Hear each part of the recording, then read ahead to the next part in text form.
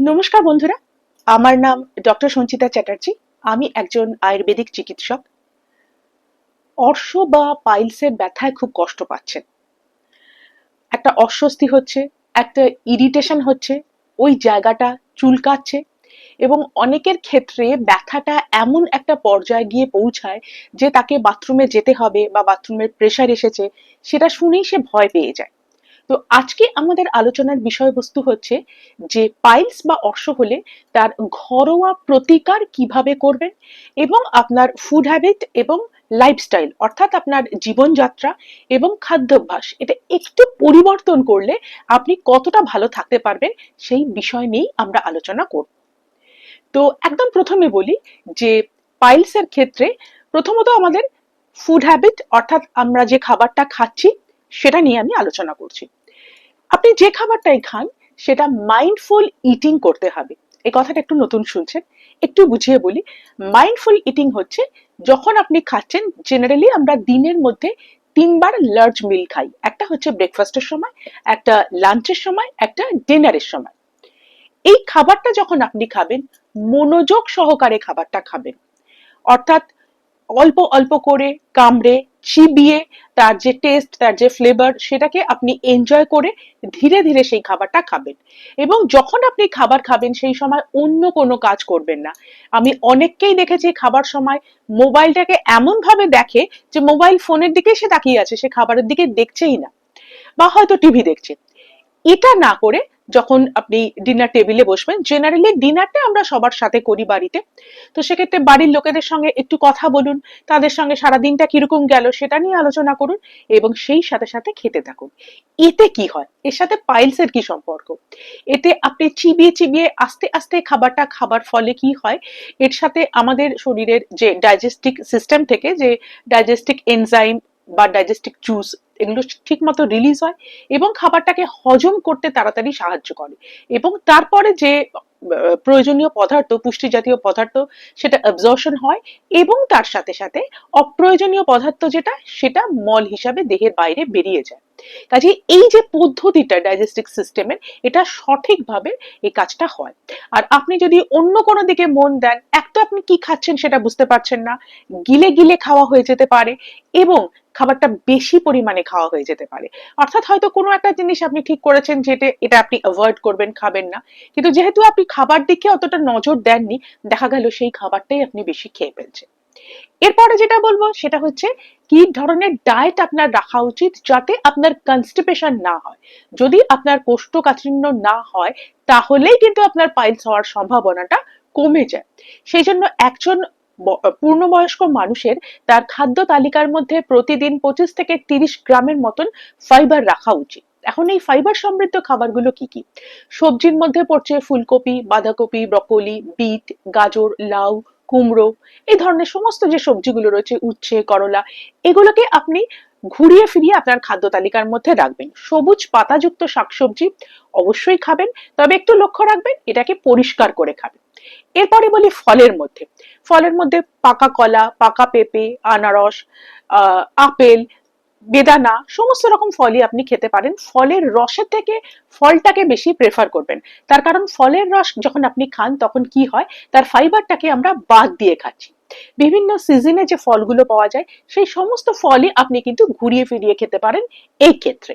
এরপরে বিভিন্ন ধরনের ডাল জাতীয় যে শস্যগুলো রয়েছে, বিভিন্ন ধরনের ডাল, ছোলা, রাজমা, তরকা, মটর, কাবলি ছোলা এবং চিয়া সিড, ফ্লেক্সিড, এবং তাছাড়া এখানে ব্রাউন রাইস খেতে পারেন, বার্লি খেতে পারেন, ওটস খেতে পারেন, আটার রুটি খেতে পারেন এবং টক দই খেতে পারেন। টক দিয়ে দিয়ে দিয়ে তৈরি ঘোল খেতে পারেন। টক দই এটা হচ্ছে প্রোবায়োটিক, এটা আমাদের গাট হেলথের জন্য ভীষণ ভালো। তো এই ধরনের খাবারগুলো যার মধ্যে ফাইবার বেশি পরিমাণে রয়েছে সেগুলো আপনি ঘুরিয়ে ফিরিয়ে খেতে পারেন। জেনারেলি এই ধরনের খাবার যদি আপনার খাদ্য তালিকার মধ্যে থাকে এবং এখান থেকে প্রয়োজনীয় ফাইবারের যে চাহিদা সেটা পূর্ণ হয়ে যায়, তাহলে কিন্তু সাপ্লিমেন্ট নিতে হয় না। কিন্তু তা না হলে আপনাকে ইসবগুলের যে সাপ্লিমেন্ট সেটা নিতে হতে পারে। ইসবগুল আপনি কিভাবে খাবেন আমার একটা ভিডিও দেওয়া আছে, সেটা একটু দেখে নেবেন, তাহলেই বুঝতে পারবেন। তবে খাদ্যাভ্যাস সঠিক থাকলে অন্য কোনো সাপ্লিমেন্ট বা অন্য কোনো কোষ্ঠকাঠিন্যের জন্য ওষুধ নেবার প্রয়োজন হয় না। এরপরে বলবো যে কি ধরনের খাবার আপনি খাবেন না। অতিরিক্ত ভাজা ভুজি, ফ্যাটি ফিড, ফাস্ট ফুড এবং তেল চর্বি মশলাযুক্ত খাবার এইগুলোকে, এবং অতিরিক্ত মিষ্টি জাতীয় খাবার এবং ভাজাভুজি জাতীয় খাবার এইগুলোকে কিন্তু অ্যাভয়েড করতে হবে। জলের পরিমাণটা আপনাকে বাড়াতে হবে। প্রতিদিন মিনিমাম 2.5 থেকে 3 লিটার জল একজন মানুষের খাওয়া উচিত। তবে গরমকালে বা সে যদি খুব বেশি পরিশ্রম করে, খুব গরমের মধ্যে থাকে, সেই সমস্ত ক্ষেত্রেও কিন্তু জলের পরিমাণটা বাড়াতে হবে। কি হয়, আপনি ফাইবার খাচ্ছেন, ফাইবার খাবার ফলে আপনার স্টুলের বাল্কটা বৃদ্ধি পাচ্ছে, কিন্তু সেক্ষেত্রে যদি আপনি সঠিক পরিমাণে জল না খান তাহলে কিন্তু কোনো কাজ হবে না। ফাইবার খেয়েও কিন্তু আপনার কনস্টিপেশন থেকে যাবে। তার কারণ ওই যে ফাইবার জাতীয় জিনিসটা আপনার অন্ত্র থেকে সে ওয়াটার অ্যাবজর্পশন করছে, এবং সেটা করার ফলে যে স্টুলটা, সেটা কি হচ্ছে, সেটা নরম হয়ে যাচ্ছে এবং পেস্টের মতন হয়ে যাচ্ছে, যার ফলে যখন আপনি স্টুল পাস করছেন আপনাকে বেশি প্রেশার দিতে হচ্ছে না। এইটা কিন্তু আপনাকে মনে রাখতে হবে। অর্থাৎ সঠিক খাদ্যাভ্যাস থাকলেই হলো না, জলের পরিমাণ কিন্তু আপনাকে বাড়াতে হবে। ফ্ল্যাভিনয়েড রিচ ফুড আপনাকে খেতে হবে।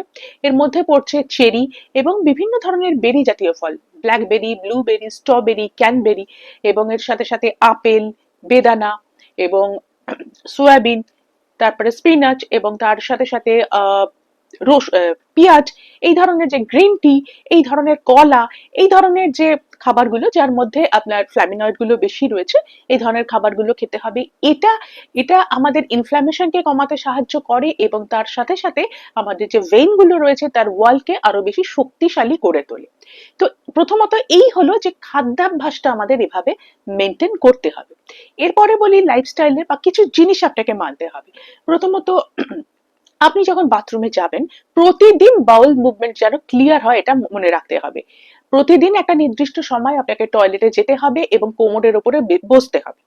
এটা আপনার যে বাউল মুভমেন্টের যে হ্যাবিট, সেই হ্যাবিটটা তৈরি করতে হবে। আর যদি আপনার আর্চ তৈরি হয়, তাহলে যখনই আর্চ তৈরি হবে দ্রুত হারে আপনাকে বাথরুমে যেতে হবে।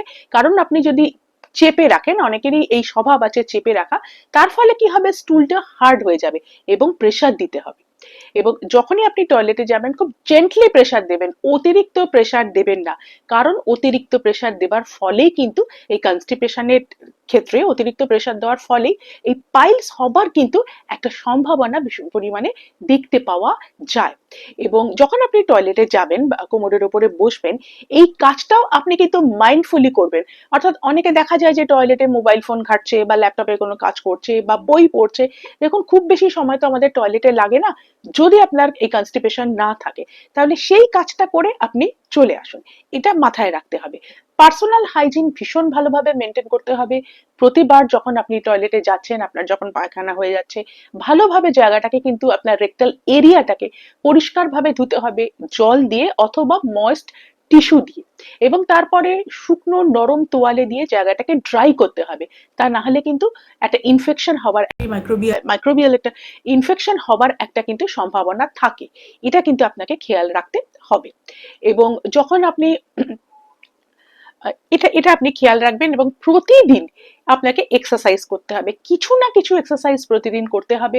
অতিরিক্ত মানসিক চাপ কমাতে হবে, একটা নির্দিষ্ট সময় খেতে হবে, চা কফি এই জাতীয় খাবারগুলো, অ্যালকোহল এগুলোকে কমাতে হবে, স্মোকিং এটাকে আপনাকে কমাতে হবে।